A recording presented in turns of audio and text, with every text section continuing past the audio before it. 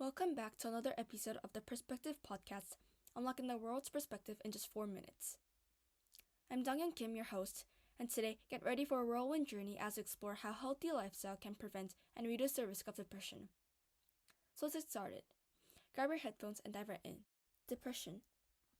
Often, we even call the light stage of being sad or stressed out by something, for example such tests, as an experience that causes depression. However, when it comes to the more profound stage, which we call depression, it becomes something that is not simply sadness or annoyance. Transient moments of sorrow may be something to deal with, but some people reach a stage where their everyday life starts to malfunction and becomes more than just simple sorrow. Specific symptoms of depression can be noticeable to others in cases, and it ranges from some comparatively mild symptoms to a more severe level. For instance, the person who has depression can be doing purposeless physical activities, such as constantly sitting up and down, which can look as if they have anxiety.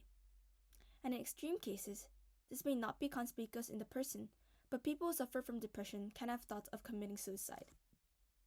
So then, what is to be the method that can solve this widespread issue of depression?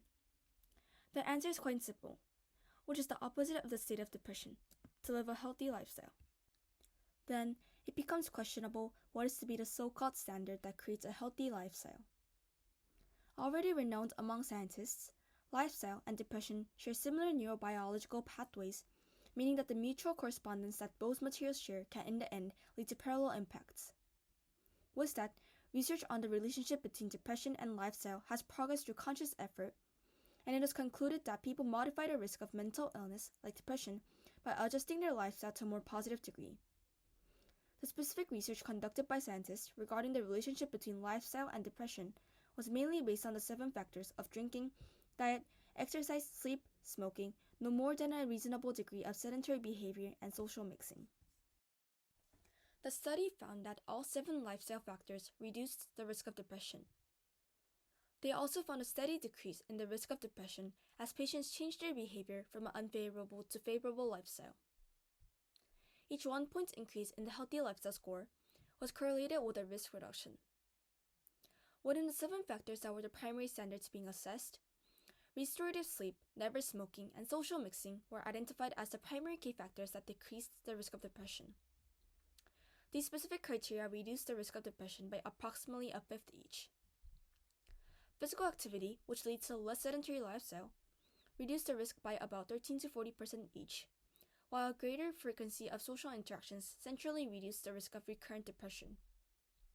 Also, taking into account the PRS in roughly about 200,000 people, the risk of depression was 64% lower when both genetic and lifestyle were in the range of having the so-called healthy and balanced lifestyle compared to the other people who lived in the opposite state and had an inactive and unbalanced lifestyle. Thank you for joining us on this episode of how a healthy lifestyle can prevent and reduce the risk of depression. So, what do you think is the impact that the interconnection between a lifestyle and depression can have on an individual? Remember, you can always find more captivating 3-minute videos and enriching episodes here at the Perspective Podcast. Until next time, stay curious, stay open, and keep embracing the world's diverse perspectives. See you in the next episode.